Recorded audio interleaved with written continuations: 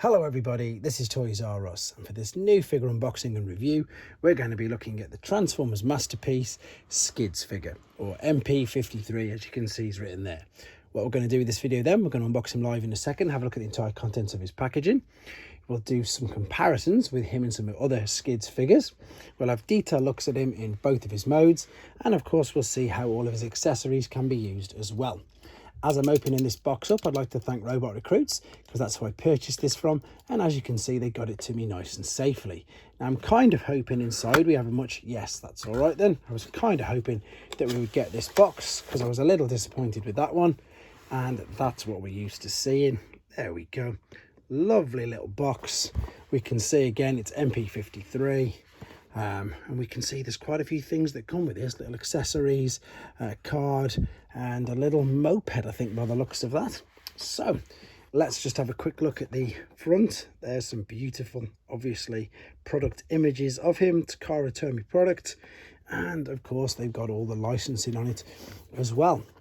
Right, let's pop this open. And the other thing I'd like to say about this is my first Masterpiece figure I've brought in a long time. I was just really impressed by how this looked, so I'm hoping excuse me, that it's going to live up to my expectations. So there we go, we've got the collector's card, the instruction sheet. It is it a little moped? No, it's not, it's a little gun, and another part of the gun there. We've got a clamshell. So what I'm going to do, can I get it? No, I'm going to cut it open and come straight back to you. So here we go then, some quick first impressions. I did just separate him from the clamshell. It was just taped slightly into place, and we've got the alternate mode to start off with, and it is as good as I thought it was going to be. It is lovely looking. There's some of this made out of die cast. We've got some great tamper-graphed stickers on there. The wheels, as you can see, it's all looking really good, to be honest. Yeah, again, there we go, number plate detailed on the headlights, Autobot logo. You can't really see much inside the windows, even though it is a little bit translucent. Same as the sunroof, you can just about make out things inside it, but not too much. And then we've got the underside here as well. It's looking really good, to be honest. Let's see what else we've got inside this package then. So we've got the instructions, which are going to be interesting to try and read, because of course they're all in Japanese. I love with these instructions, they've got all pictures and artwork and things all over it. We've got the collector's card as well. There we go, perfect. Right, before we look at his robot mode, let's do some comparisons with his original. Right then, just a quick comparison. This is of course with his G1 self. Then we're going to go back to having a detailed look at this alternate mode, because we've just done some first impressions. As you can see, it is a much improved, bigger version of this. It's great, isn't it? Look at it. One thing I do need to make you aware of is this Masterpiece figure was made in collaboration with Honda, and the main reason for this is it's to help celebrate the 40th anniversary of this lovely little car, which is of course the Honda City. It's just a beautifully upscaled version of this figure.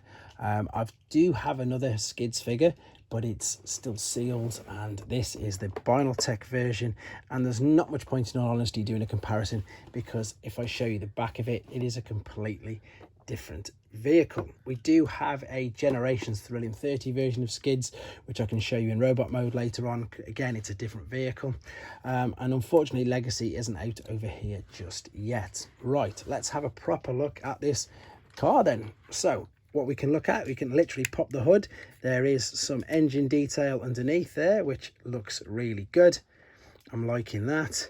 You can click it in, and I think, and I'll be honest, the reason why I was getting confused with the motorbike or the little moped is that I think it's because it's cross-cut, or it's one of the other ones that they've used. You can see we can open up the trunk, we can put the weapons as well, and we can store these in the back like this. So you can indeed, and it clips in neatly, carry every single thing around with you if you wanted to in that particular mode. I don't think there's much more to discuss about this, to be honest, apart from it does look great. So let's see what he looks like in the way I'm going to be displaying him, which is of course his robot mode.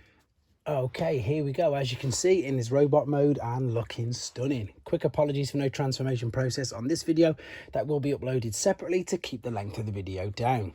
Got loads to get through in this segment because this is the way I'm going to be leaving him and this is the way I'm going to be displaying him. So we're going to do some comparisons. We're going to have a detailed look at him right now, and then we're going to see how he can use his weapons. Look at that head sculpt. Beautiful.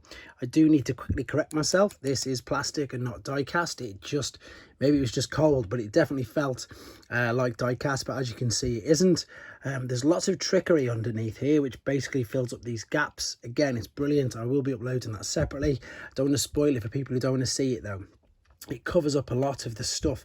I love the way that it all folds in, and to be honest, I really do get the feel that this is a masterpiece figure. Articulation, the head is on a ball and socket, so it'll go in any way you want it to. Shoulders, again, you've got full rotation. They even cover up bits of the back of the tires. It's beautiful. Waist section, there is a waist swivel. There's hips to the side, to the front. You can hear the ratchets clicking. Knees will rock. Ankle, everything as you'd expect. It's stunning. There's wrist tilt, there's bicep flexion, there's a little bit of difference in the fingers. You can see you've got your thumb, your main index finger, and of course the rest of them. But what is really interesting about this figure is that the weapons, as you can see, and again I didn't show you properly, but you could have clipped these into the back securely by using these little tabs that are under there. I just literally put them in, but you saw that. What you can do is you can connect these. You've got tabs either side of the forearms, on the sides, on the top. It's up to you how you want to put it. So you can put them on the sides like so, and they will just click in. Or if you want to put it as a gun, you can literally do the same. You can pop them on the top and they just clip into place. Really, really impressed with this. Really good. Right, and if you want to see a homage to G1, again, look at that. Perfect. Absolutely brilliant. Just a darker blue. Everything else about it is just, yeah, it's stunning. Really impressed with this. It's definitely got me really excited for the train bots that I've got pre-ordered as well. Right, this one's just a little bit of a quick comparison, but it doesn't really mean much. Again, this is the Thrilling 30 one I was on about. Totally different mold and concept for skids, and he's not going to stand up typically. Just wanted to do a comparison with him with that particular figure. I suppose just to give you an idea of the size, that he's quite a bit bigger than the deluxe figures that are out. And this is more of a one that you probably want to have a notice at. How does he scale and look with other figures? So he's just a little bit smaller than the Datsuns, but he's quite a bit smaller than Wheeljack. But he scales, as I say, I think he scales really well. I really like the look of him. Let's just go have one quick last look at some of the detail that is on him. So yeah, you've still got the wheels in there that are all tucked up. You've still got the number plate. You've got all the official Honda turbo there across the front. Again, the windows are nice and translucent. There's not really much more to say about it. I don't want to go, as I say, on and on and on. And some people make masterpiece videos last forever, but I just think there's no need. What I suppose I can show you is if you wanted to, you can put both weapons on both of them on the one hand if you wanted to. If you wanted to, there you go. And I suppose he could hold other people's weapons because he's got the articulation in his hands. I love the way that clips on the side actually, because again, that is a brilliant homage to G1 with clipping the weapon on the side. But I think, in all honesty, that when I take this off, pop it onto this side here, this is how I'm going to be displaying my guy, because it's very similar to the way I've got the G1 displayed as well. So there you go, guys. As you can probably tell, I'm pleasantly surprised and really impressed with this masterpiece figure. It's the first one I've brought in a long time. I do still think it perhaps is a little bit expensive for what you're getting, but it definitely is a masterpiece figure. It's definitely obviously much bigger than the deluxe. The transformation process is quite tricky. You know, there's literally about 44 transformation process steps. Again, you can see that separately, but it displays it really well. It looks really good, and I suppose that is literally all that really matters. So there you go, guys. Thanks for watching. Take care. Thanks for watching. Like and comment, and don't forget to subscribe.